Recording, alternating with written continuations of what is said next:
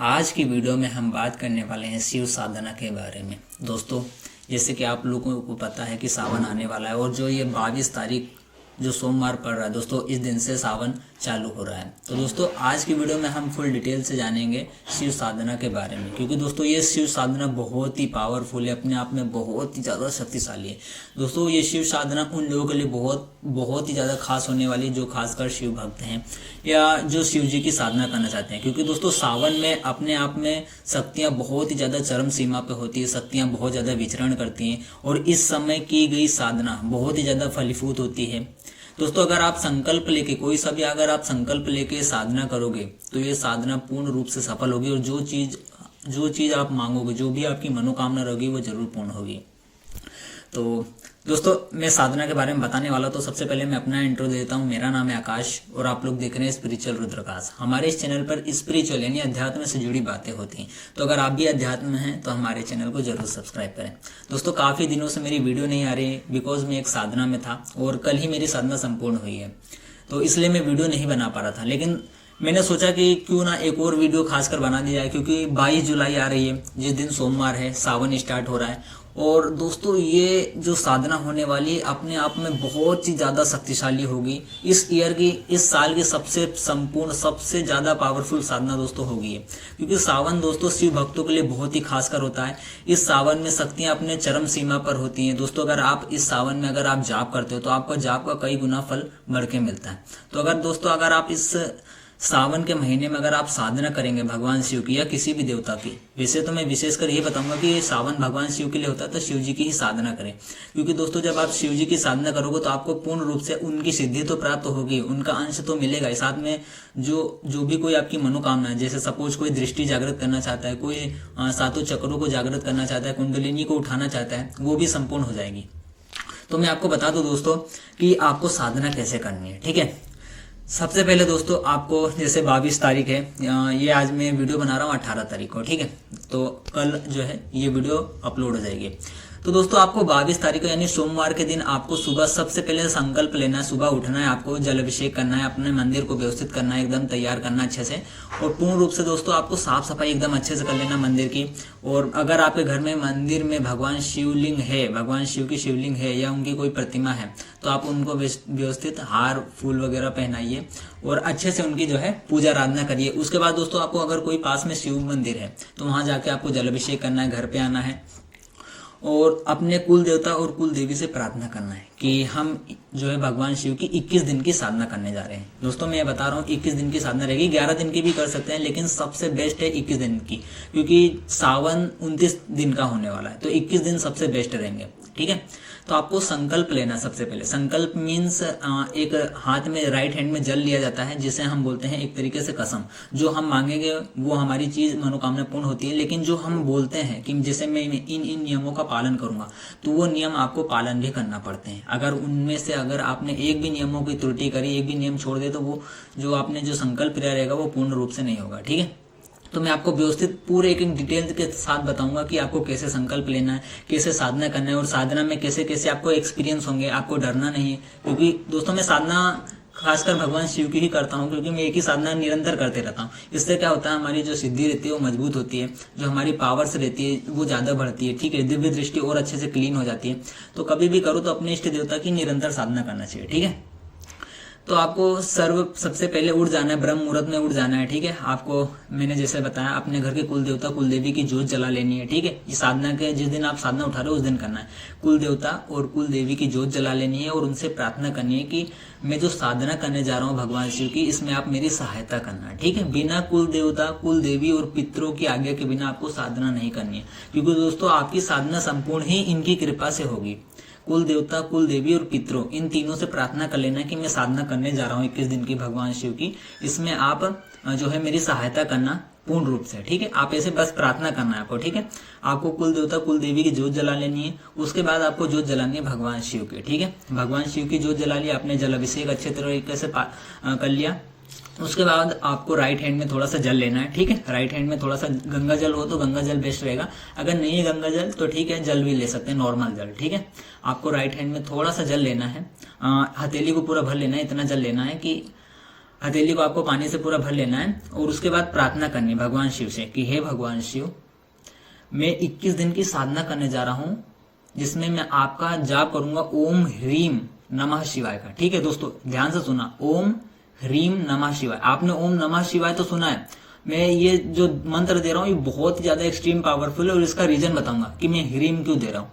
ओम ह्रीम नमः शिवाय आपको जो संकल्प लेना है कि मैं भगवान शिव 21 दिन तक ओम ह्रीम नमः शिवाय का सुबह का आपको टाइम बता देना, जैसे मैं सुबह 5 बजे कर रहा हूँ तो ठीक है, आपको टाइम बता देना, मैं सुबह 5 बजे 11 माला इसकी करूंगा ओम ह्रीम नमः शिवाय की, और शाम को जो भी आपका टाइम है, जैसे आप 8 बजे कर सके तो 7 बजे कर सके तो ठीक है, जो भी आपका टाइम है वो टाइम बता देना कि मैं इतने बजे सुबह और शाम को 11-11 माला जाप करूंगा। मैं आपको ये भोग रोज लगाऊंगा। आप छोटा सा भोग ले सकते हैं, सपोज लाइक मिश्री का आप भोग दे सकते हैं, ठीक है, कि जो आप 21 दिन तक कंटिन्यू कर सको तो सबसे बेस्ट रहेगा कि 21 दिन तक आप मिश्री का भोग दो, और भी जो उनके फेवरेट भोग है वो लगाते रहो। ठीक है, आपको ये कर लेना है। उसके बाद आपको बोलना है, हाथ में जल रखना है, ठीक है। उसके बाद आपको बोलना है कि मैं ब्रह्मचर्य का पूर्ण रूप से पालन करूंगा, मैं नाखून और बाल नहीं काटूंगा, ठीक है। ये आपको प्रार्थना करनी है, और जो भी फिर आपकी इच्छा है कि हे भगवान श्री मेरी इच्छा, जैसे सपोज कोई दृष्टि को जागृत करना चाहता है तो वो ये बोलेगा कि मुझे मेरी दिव्य दृष्टि जागृत कर दो बाबा, प्रार्थना करके, ठीक है कि, और या जो पहली बार साधना कर रहा है वो ये कह सकता है कि बाबा आपका मुझे एक अंश मिल जाए, आपकी सिद्धि मिल जाए, जो हमेशा आप मेरे साथ रहो।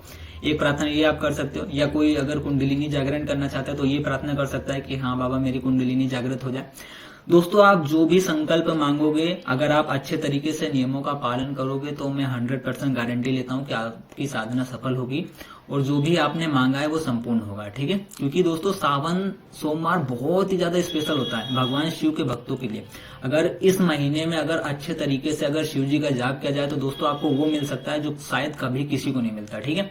क्योंकि भगवान शिव बहुत ही भोले हैं, अपने भक्तों को सब कुछ प्रदान करने वाले हैं, ठीक है।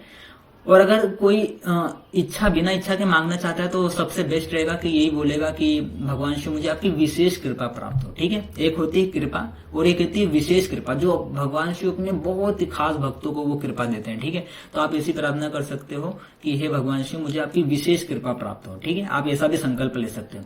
उसके बाद दोस्तों आपको जमीन पे जल छोड़ देना है, ठीक है। और फिर गणेश जी से प्रार्थना करनी है, एक माला गणेश जी की करनी है, प्रार्थना करनी है कि गणेश जी महाराज आप जो है मेरी साधना में सफलता देना, आज मेरी साधना में मेरी सहायता करना, आप ऐसा प्रार्थना कर दो। एक माला गणेश जी की कर लेना है, ठीक है। अगर आपके कुल देवता कुल देवी का मंत्र है, जैसे सपोज कोई हनुमान जी होंगे जिनके घर के कुल देवता, या शिव जी ही होंगे, ऐसे भी होंगे, माँ दुर्गा होगी, माँ काली होगी, तो अगर आपके घर के कुल देवता ऐसे कुछ हैं जिनके मंत्र हैं तो आप उनका एक एक माला जाप कर लेना है। उसके बाद अपने जो भगवान शिव हैं, जो इष्ट देवता जिनके हैं, जो जिनके इष्ट देव हैं जो वो साधना कर रहे हैं, या सपोज किसी के इष्ट देवता भगवान शिव नहीं हो, बस कृपा प्राप्त करने के लिए कर रहे हैं, तो भगवान शिव की जो है 11 माला आपको जाप करनी है। दोस्तों समय एक ही रहेगा, जैसे आपने सुबह बता दिया है संकल्प में कि मैं 5 बजे जाप करूंगा, तो आपको 5 बजे ही जाप करना है, ठीक है। आपने शाम का समय लिया कि 7 बजे, तो 7 बजे ही करना है। भोग आपको रोज चलाना है। मैं आपको बता दूं, 1 घंटे, जैसे आपने सपोज 11 माला तो कर ली, उसके बाद तो आपको 11 माला करनी ही ओम ह्रीम नमः शिवाय की, ठीक है। ध्यान से सुनना, ओम ह्रीम नमः शिवाय की 11 माला कर ली। अब आपको निरंतर चलते फिरते मानसिक जाप करना है, ज्यादा बातें नहीं करनी, किसी से स्त्रियों से बात नहीं करना, ठीक है। जैसे सपोज कोई मेरी उम्र के होंगे तो बहुत सारी फ्रेंड वगैरह होंगी, या ठीक है बहुत सारे आप समझ सकते हो, तो उनसे बिल्कुल भी बातें नहीं करना। आपको जितना हो सके लोगों से कम बातें करनी है। ऐसा नहीं कि आपको मौन व्रत रख लेना है, हाँ जितना हो सके जितना कम बातें करनी है, किसी को कुछ बुरा नहीं बोलना है, ठीक है। क्योंकि दोस्तों अगर आप ज्यादा बात करोगे तो आपकी एनर्जी जो है मंत्र जाप की निकलती रहती है मुख से, ठीक है। तो आपको बहुत कम बातें करना है, निरंतर बस मंत्र में ही डूबे रहना है, निरंतर चलते फिरते बस मानसिक जाप हो, और आसन पे बैठ के 11 माला करना है। उसके बाद और भी आप बढ़ा सकते हो, ठीक है। बढ़ाओगे तो आपके लिए बेहतर है और ज्यादा आपको एक्सपीरियंस होंगे, ठीक है। अब मैं बात कर लेता हूँ, कोई बिगिनर होगा तो सपोज 2 दिन तक तो बेस्ट चलेगा, 2 दिन तक आपको लगेगा कि हाँ सब व्यवस्थित एकदम बढ़िया चल रहा है, कोई दिक्कत नहीं आ रही। लेकिन दोस्तों तीसरे दिन से आपके लाइफ में थोड़ा थोड़ा एक्सपीरियंस होने लगेगा, ठीक है। लाइक आपको सपने में भूत प्रेत के दर्शन होंगे, ठीक है। डरना नहीं है, भूत प्रेत के दर्शन होंगे सपोज, क्योंकि भगवान शिव के गण ही भूत प्रेत हैं, ठीक है। आपको सपने में बिल्कुल डर नहीं लगेगा, यह मैं अपने एक्सपीरियंस बता रहा हूँ। आपको भूत प्रेत दिखेंगे सपने में, लेकिन आपको डर बिल्कुल भी नहीं लगेगा। आपको उनसे जुड़े जैसे उनके जो भक्त होते हैं वो आपको दिखाई देंगे, आपको शमशान दिखाई देगा सपने में, भगवान शिव भी दिखाई देंगे, उनकी मूर्तियां दिखाई देगी, शिवलिंग दिखाई देंगे, बहुत प्यारे प्यारे दर्शन होंगे दोस्तों।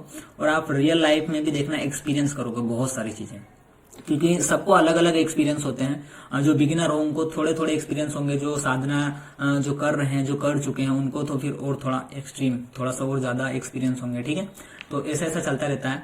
हाँ, भगवान शिव के जाप में साथ ही में जो मंत्र दिया है ओम ह्रीम नमः शिवाय का, अब इसके ऊपर आ जाते हैं हम कि ओम ह्रीम नमः शिवाय ही क्यों मैंने बताया, ठीक है। भगवान शिव का पंचाक्षरी मंत्र है ओम नमः शिवाय, ठीक है। षडाक्षरी हो जाता है ओम नमः शिवाय। अब दोस्तों ओम नमः शिवाय ये मंत्र आप सबको पता होगा, ठीक है। अब मैं इसमें बता देता हूं, ओम नमः शिवाय सिर्फ भगवान शिव का मंत्र है, लेकिन जब उसमें हम ह्रीम लगा देते हैं तो मंत्र बहुत ज्यादा पावरफुल हो जाता है। ह्रीम एक बीज मंत्र होता है जो माँ भुवनेश्वरी का है, जो माँ आदिशक्ति का है, समझ रहे हो आप। तो जहां भगवान शिव और शक्ति मतलब माता और पिता जब दोनों का मिक्स होकर मंत्र बनेगा और हम उसका जाप करेंगे तो भगवान शिव की भी कृपा प्राप्त होगी, इधर माता की भी कृपा प्राप्त होगी। और दोस्तों जब शिव और शक्ति मिल जाते हैं तो ऊर्जा एकदम तरीके से आप समझ लो कि बहुत ही ज्यादा पावरफुल हो जाती है।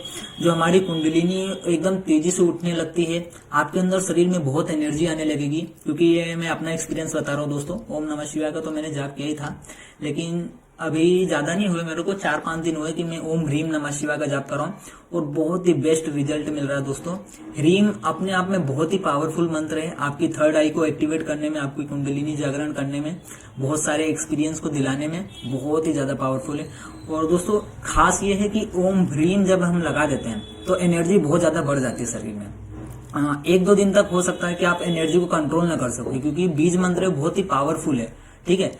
तो आप खुद ही महसूस करेंगे कि हाँ शरीर में बहुत ज्यादा एनर्जी बढ़ने लगेगी, ऐसा लगेगा कि मुझे कोई काम मिल जाए, मैं काम करूं, मतलब इतनी ज्यादा एनर्जी बढ़ने लगेगी। 2 दिन तक ऐसा होगा, तीसरे दिन सब नॉर्मल हो जाएगा, आपको आलस आना बिल्कुल बंद हो जाएगा। क्योंकि ओम नमः शिवाय के जाप करने से आलस से आता है, निद्रा बहुत ज्यादा आती है, ये चीज मैं मानता हूँ। क्योंकि भगवान शिव तमोगुण के देवता है, ठीक है, और तमोगुण में यही सब चीजें आती है, निद्रा, आलस्य, ठीक है, ये सब चीजें नॉर्मल बात है, आती है भगवान शिव के भक्तों में, ये चीज नॉर्मल है कि उनका आलस से थोड़ा ज्यादा आता है, नींद वगैरह ज्यादा आती है। लेकिन जब हम साथ में शक्ति का मंत्र जोड़ देते हैं ह्रीम, तो दोस्तों आपको आलस्य से एकदम मुक्त हो जाओगे और एनर्जी शरीर में और ज्यादा बढ़ने लगेगी। जो कुंडलिनी पहले 5% धीरे धीरे उठनी थी, तो अब वो 15-20% तेजी से उठेगी, समझ रहे हो।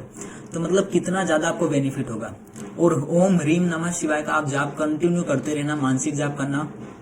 और जो मैंने बताया आपको आसन के, अगर आपने संकल्प लिया 11 माला का, तो हाँ कोई अगर ज्यादा लेना सकता है, कोई ज्यादा जिसकी क्षमता ज्यादा है कि 21 माला करना चाहता हूँ तो बहुत बेस्ट है। मैं तो बोल रहा हूँ कि आप 51 तक करिए, ठीक है।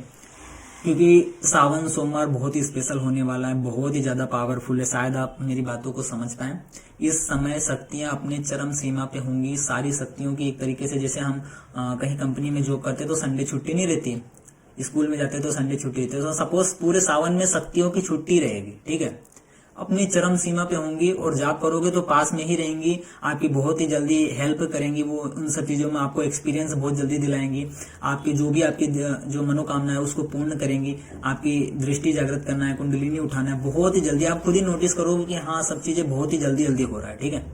आप ऐसा महसूस करोगे। तो यही दोस्तों मैं बता रहा हूँ कि आप 22 तारीख को जो आने वाला है सोमवार, उसको बिल्कुल भी मिस मत करना। साधना जरूर उठाना, आप साधना बिल्कुल ही उठाना आप, ठीक है। मैं नहीं चाहता कि ये सावन आप मिस कर दो किसी भी तरीके से। शिव भक्तों के लिए बहुत ही खास है। अगर कोई भगवान शिव की कभी जिसने पूजा नहीं करी, अगर शिव जी की बहुत खास कृपा को प्राप्त करना चाहता है तो ये साधना आप कर सकते हैं। बहुत ही बेस्ट साधना है, 21 दिन की साधना है, बहुत ही सरल साधना है। तो दोस्तों आज की वीडियो में बस इतना ही। और बहुत दिनों से मेरी वीडियो नहीं आई, लाइक 1 से 1.5 मंथ हो गया मेरे ख्याल से। तो उसके लिए मैं माफी चाहता हूँ, क्योंकि मैं एक साधना में था और मैं नहीं चाह रहा था कि मैं साधना में होकर फिर वीडियो वगैरह बनाऊँ, थोड़ा सा डिस्टर्बिंग हो जाता है लाइफ में। तो अभी तो 21 दिन की हम साधना उठाएंगे और मैं भी साथ में उठाऊंगा, हम सभी साधना उठाएंगे, ठीक है। 22 तारीख को जो साधना होगी 21 दिन की, हम सभी उठाएंगे। आप, मेरा एक चैनल है व्हाट्सएप पे है, स्पिरिचुअल रुद्राकाश के नाम से, मेरा लिंक दे रखा है, उस पर क्लिक करके आप ज्वाइंट हो जाना। जो मैं आपको विधियां बताते जाऊंगा व्यवस्थित उस तरीके से आप करते जाना, क्योंकि आप एकदम गाइडेंस, अगर आप साथ में टच रह के चलोगे तो आपको बहुत सारे बेनिफिट होंगे। अगर आप मेरे साथ में टच रह के चलोगे, मैं जो जो आपको बताऊंगा, हवन किस तरीके से करना है, आपको क्या क्या भोग लगाना है, तो वो सब चीजें अगर आप करोगे तो देखना आपको एक्सपीरियंस थोड़े से ज्यादा होंगे। क्योंकि दोस्तों मैंने कई सारी साधनाएं कर रखी और खासकर भगवान शिव की कंटिन्यू कर रखी, तो भगवान शिव के तत्व को मैं अच्छे तरीके से समझता हूँ, मैं जानता हूँ कि वो किस टाइप के हैं, उनको क्या क्या चीजें प्रिय हैं।